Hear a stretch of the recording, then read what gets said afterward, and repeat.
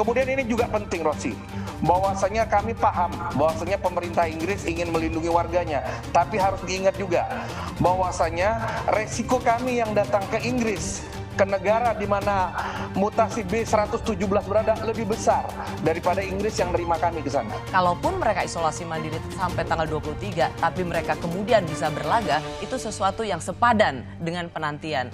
Tetapi kalau memang tidak ada kejelasan nasib bagi timnas Indonesia di sana, ya buat apa mereka menanti?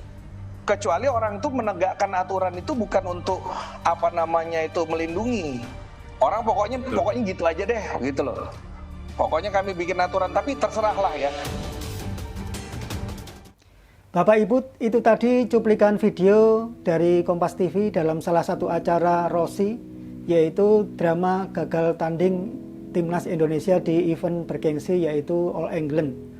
Kalau kita simak dari diskusi dengan Ketua PBSI, Bapak Agung Sampurna, terjadi diskriminasi di sana, yaitu dalam hal ini yaitu BWF ya, Badminton World Federation, di mana atlet-atlet kita diminta untuk mundur.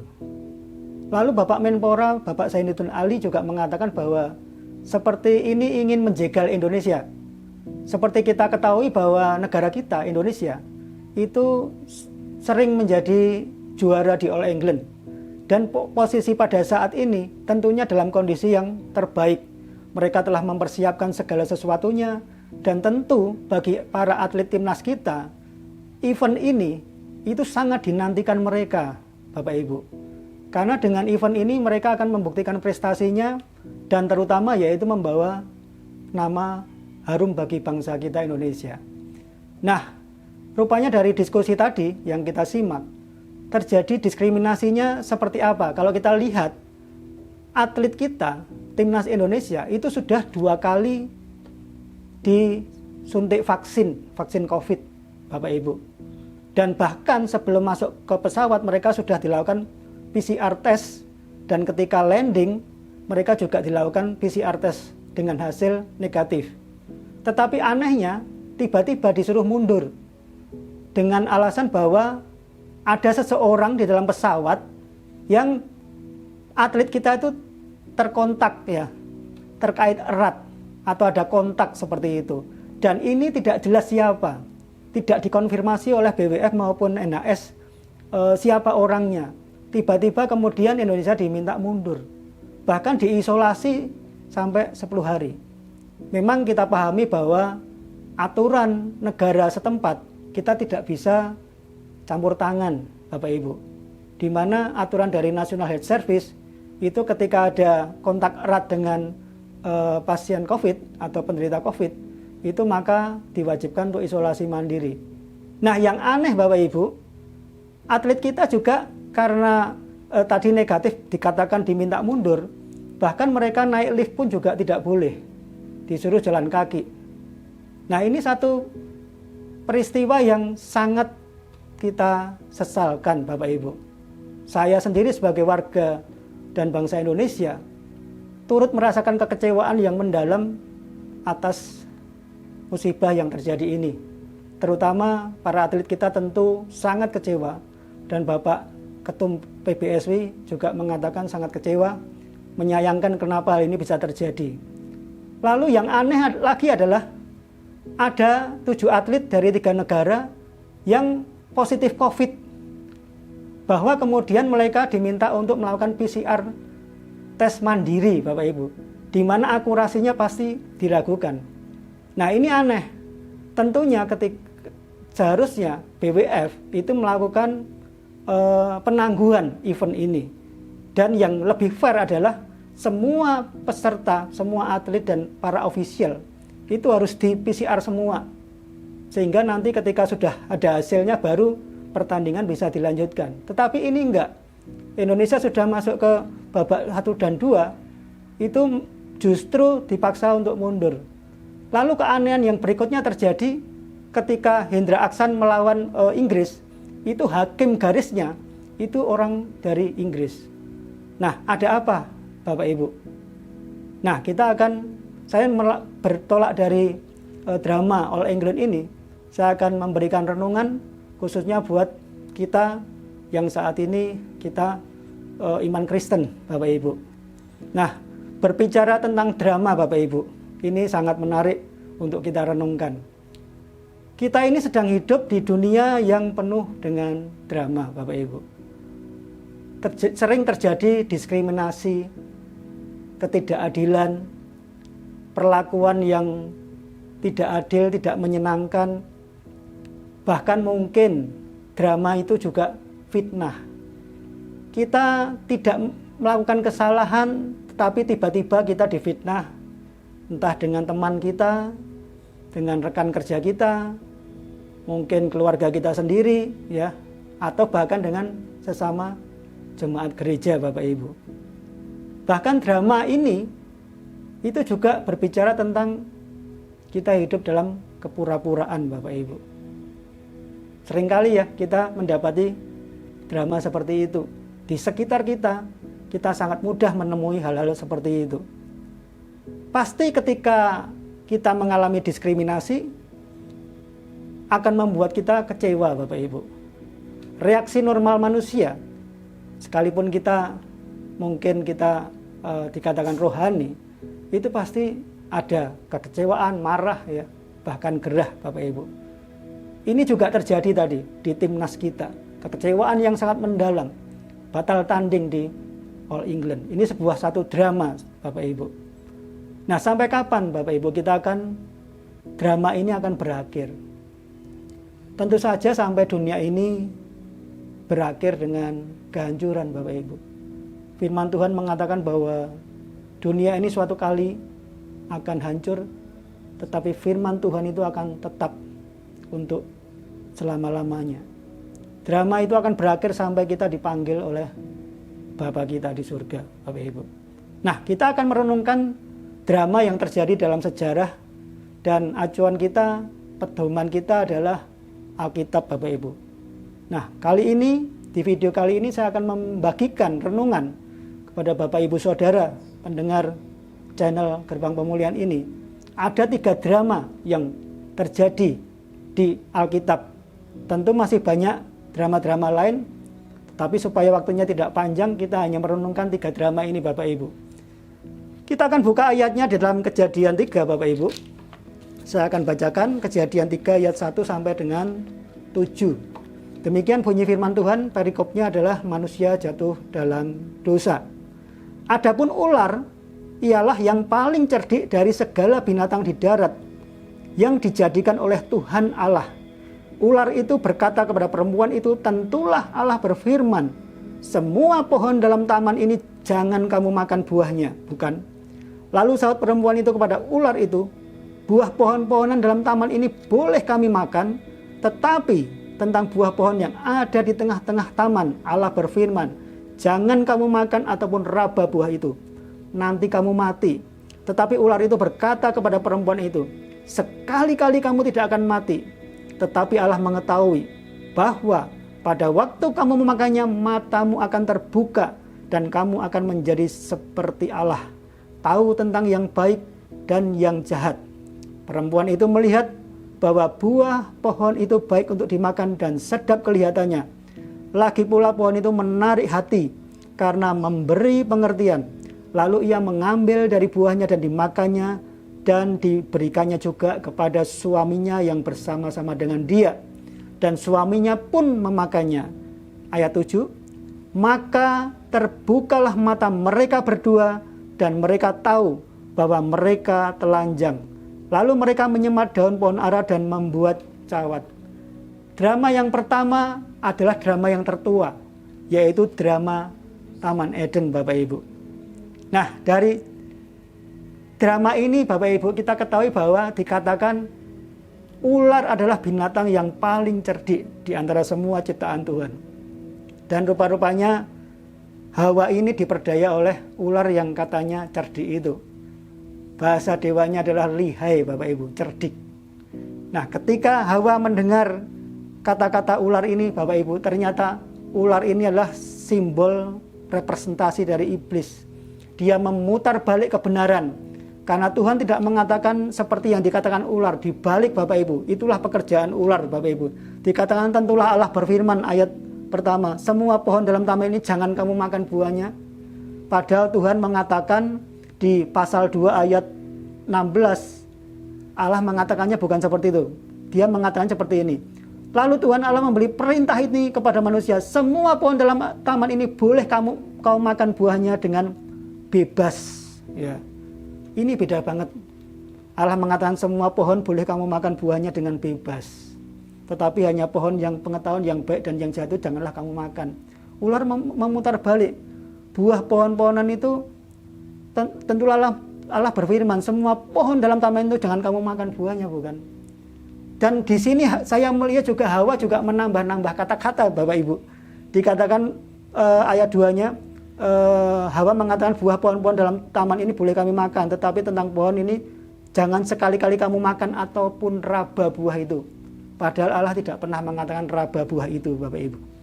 Nah, tetapi yang ingin saya sampaikan Bapak Ibu, drama Taman Eden ini adalah ada satu dampak yang membuat manusia itu kemudian kena daripada perbuatannya, yaitu memakan buah pohon yang dilarang oleh Allah Bapak Ibu. Yaitu dikatakan ular ini mengatakan ayat 4-nya ya. Tetapi ular itu berkata kepada perempuan itu, sekali kamu tidak akan mati. Padahal Allah tadi mengatakan kalau kamu makan maka kamu akan mati. Pada hari engkau makannya kamu akan mati. Apa mati di sini Bapak Ibu? Dalam bahasa aslinya ya, kata mati itu adalah mut, mati sebelum waktunya. Pada awalnya manusia diciptakan Allah yaitu serupa dan segambar dengan Allah. Itu tidak ada batas umur Bapak Ibu sebelum jatuh dalam dosa. Manusia itu diciptakan Tuhan serupa dan segambar dengan Allah, roh adanya. Berkomunikasi dengan Allah secara roh. Nah, tetapi ketika mereka drama Taman Eden ini, ketika mereka makan buah yang dilarang itu, dikatakan ayat 7, maka terbukalah mata mereka berdua dan mereka tahu bahwa mereka telanjang. Ya. Jadi rupanya umpan dari ular ini untuk memperdaya Adam dan Hawa itu berhasil Bapak Ibu. Kata terbukalah mata mereka itu bahasa Ibrani yaitu pakah. Itu tidak hanya matanya terbuka, tetapi juga telinganya terbuka Bapak Ibu. Apakah awalnya mereka tuli? Enggak. Karena sebelum kejatuhan manusia dalam dosa ini, sebelum peristiwa drama Taman Eden ini, mereka itu bersekutu dengan Allah secara roh. Apa yang dimau Allah mereka sudah paham secara roh. Tetapi ketika mereka mulai jatuh dalam dosa, makan buah pohon pengetahuan yang jahat dan yang baik itu, telinga mereka mulai terbuka dan mereka mendengar semuanya, yang baik, yang jahat itu mereka mulai mendengar. Makanya firman Tuhan memulihkan mata dan pendengaran kita. Dikatakan iman timbul dari pendengaran. Karena jatuh dalam dosa, maka telinganya mulai terbuka. Kenapa saya katakan begitu Bapak Ibu? Di ayat 8 jelas sekali ketika dikatakan Alkitab mengatakan terbukalah mata mereka. Ayat 8-nya, ketika mereka mendengar bunyi langkah Tuhan Allah yang berjalan-jalan dalam taman itu pada waktu hari sejuk, bersembunyilah manusia dan istrinya itu terhadap Tuhan Allah di antara pohon-pohonan dalam taman. Apa yang kemudian terjadi dalam Taman Eden ini? Mereka malu dan melihat diri mereka telanjang. Seharusnya kalau mereka dalam kondisi sebelum jatuh dosa, mereka adalah makhluk roh, tidak ada malu ya terhadap ketelanjangan saudara. Tetapi matanya terbuka ketika makan pohon buah-buahan yang dilarang oleh Allah. Dan tidak hanya matanya terbuka, mereka malu, takut juga mendengar langkah kaki Tuhan. Dan apa yang terjadi kemudian kalau Bapak Ibu baca satu perikop ini, maka Tuhan mengatakan, Adam, di manakah engkau? Mereka sembunyi Bapak Ibu. Dosa membuat manusia malu. Dosa membuka mata manusia akan ketelanjangan kita. Dan dosa itu menyebabkan manusia terpisah dari Allah. Dan keterpisahan ini tidak bisa dipulihkan hanya dengan perbuatan baik. Keterpisahan manusia dengan Allah, persekutuan dengan Allah hanya bisa dibereskan dengan kayu salib, darah Yesus di atas kayu salib, Bapak Ibu. Artinya apa? Ketika kita menerima pengampunan dosa, ketika merespon akan pengorbanan Kristus di kayu salib, maka persekutuan kita dengan Allah dipulihkan. Pendengaran kita hanya untuk mendengarkan firman Tuhan, Bapak Ibu, bukan mendengarkan iblis, tetapi mendengarkan suara Tuhan, mendengarkan firman Tuhan, dan itu yang akan menguatkan iman kita, Bapak Ibu. Ini drama yang pertama, Bapak Ibu, drama Taman Eden, drama tertua di dalam sejarah yang tercatat di Alkitab, Bapak Ibu. Lalu drama kedua yang mau saya sampaikan, kita akan buka di dalam Kisah 21, Bapak Ibu. Drama kedua ini yaitu drama penangkapan Paulus, Bapak Ibu. Ya, kita buka ayatnya, Paulus Kisah Para Rasul pasal 21 ayat 27, Bapak Ibu. Kita akan baca satu perikop supaya kita bisa menangkap makna dari perikop ini ya. Judul perikopnya yaitu Paulus ditangkap. Ketika masa 7 hari itu sudah hampir berakhir, orang-orang Yahudi yang datang dari Asia melihat Paulus di dalam bait Allah, lalu mereka menghasut rakyat dan menangkap dia sambil berteriak, "Hai orang-orang Israel, tolong, inilah orang yang di mana-mana mengajar semua orang untuk menantang bangsa kita dan menentang hukum Taurat dan tempat ini, dan sekarang ia membawa orang-orang Yunani pula ke dalam bait Allah dan menajiskan tempat suci ini.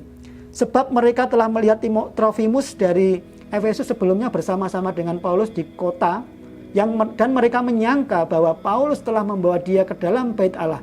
Maka gembarlah seluruh kota dan rakyat datang berkerumun, lalu menangkap Paulus dan menyeretnya keluar dari bait Allah. Dan seketika itu juga semua pintu gerbang bait Allah itu ditutup, sementara mereka merencanakan untuk membunuh dia. Sampailah kabar kepada kepala pasukan bahwa seluruh Yerusalem gempar. Kepala pasukan itu segera bergerak dengan prajurit-prajurit dan perwira-perwira dan maju mendapatkan orang banyak itu. Ketika mereka melihat dia dan prajurit-prajurit itu, berhentilah mereka memukul Paulus. Kepala pasukan itu mendekati Paulus, menangkapnya dan menyuruh mengikat dia dengan 2 rantai, lalu bertanya, siapakah dia dan apakah yang telah diperbuatnya. Tetapi dari antara orang banyak itu ada yang meneriakkan kepadanya ini, ada pula yang meneriakkan itu, dan oleh karena keributan itu ia tidak dapat mengetahui apakah yang sebenarnya terjadi.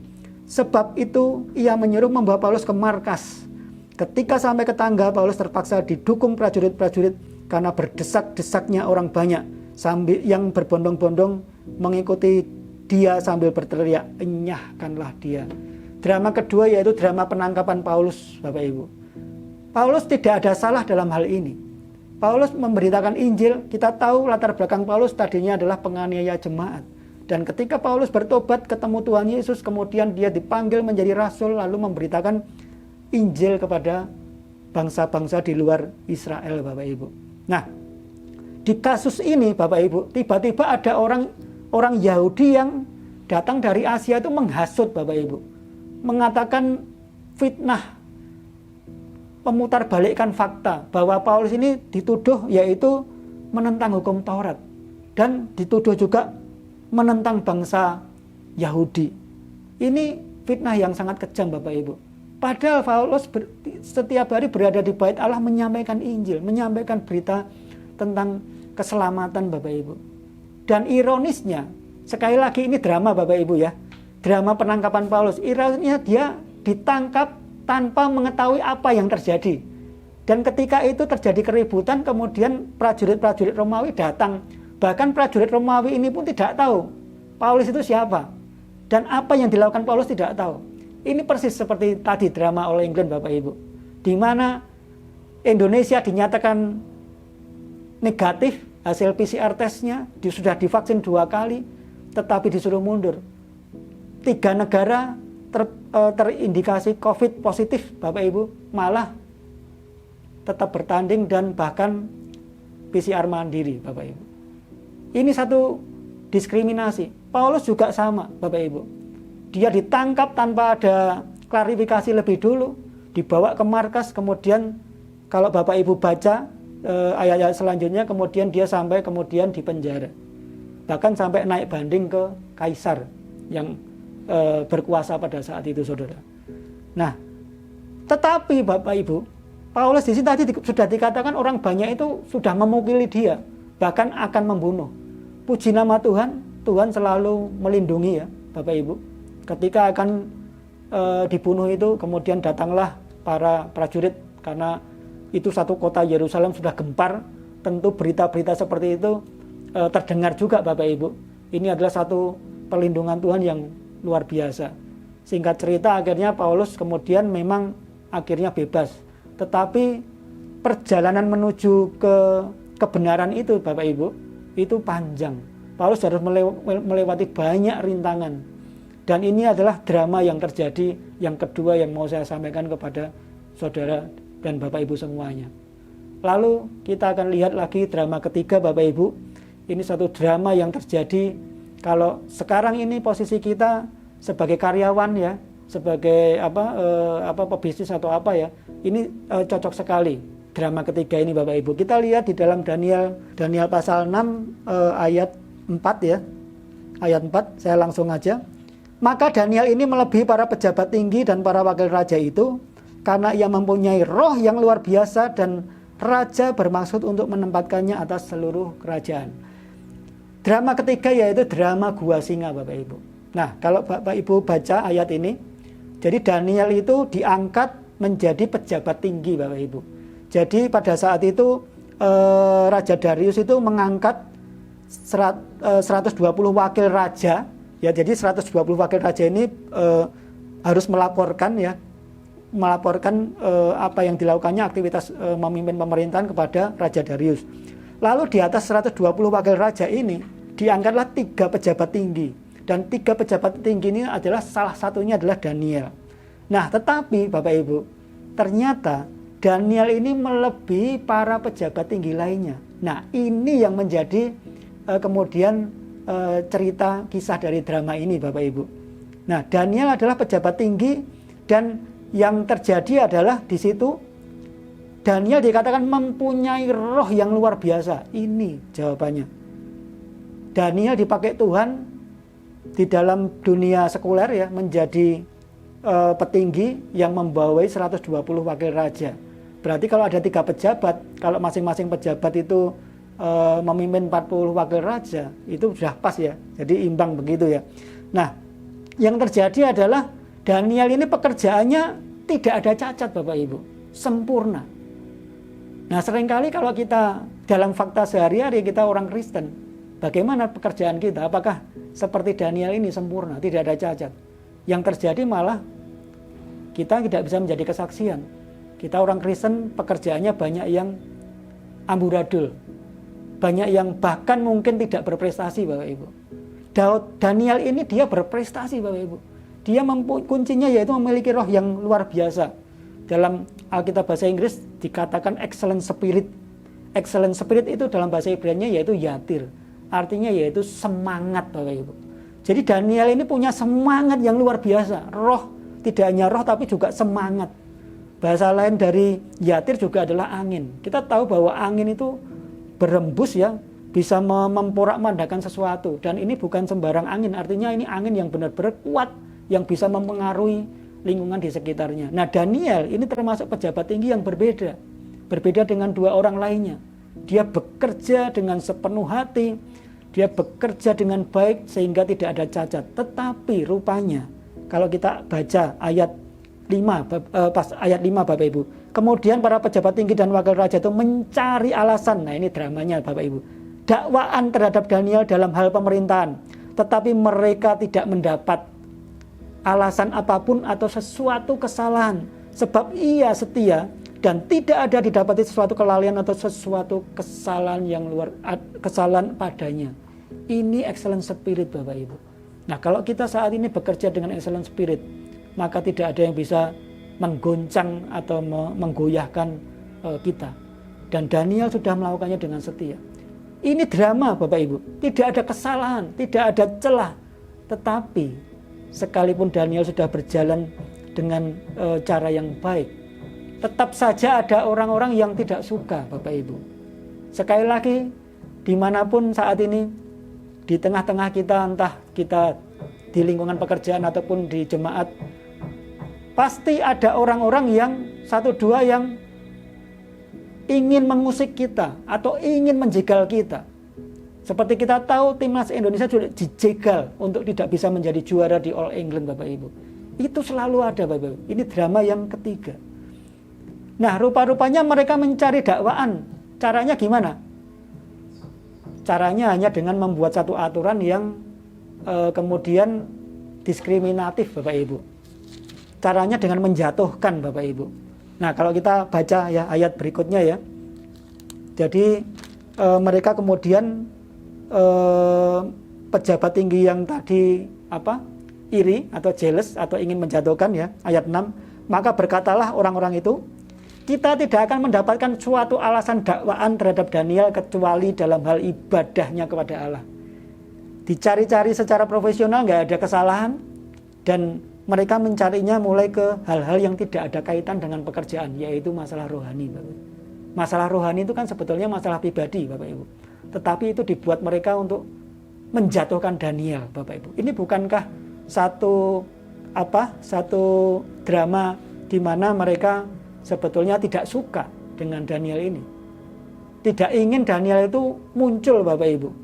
Nah, kemudian singkat cerita mereka ngomong kepada Raja Darius supaya membuat peraturan bahwa kalau ada yang menyampaikan permohonan kepada salah satu dewa dan bukan kepada kaisar, bukan kepada raja, maka harus dimasukkan ke gua singa, dilemparkan ke gua singa, Bapak Ibu. Lalu yang terjadi kemudian apa? Ayat 11, ini menarik Bapak Ibu, ayat 11 dan 12. Demi didengar Daniel bahwa surat perintah itu telah dibuat, pergilah ia ke rumahnya, dalam kamar atasnya ada tingkap-tingkap yang terbuka ke arah Yerusalem. 3 kali sehari ia berlutut, berdoa, serta memuji Allahnya, seperti yang biasa dilakukannya. Rupa-rupanya peraturan yang dikeluarkan oleh Darius dan tadi orang-orang yang jahat, pejabat tinggi yang jahat itu, saudara, tidak membuat Daniel takut.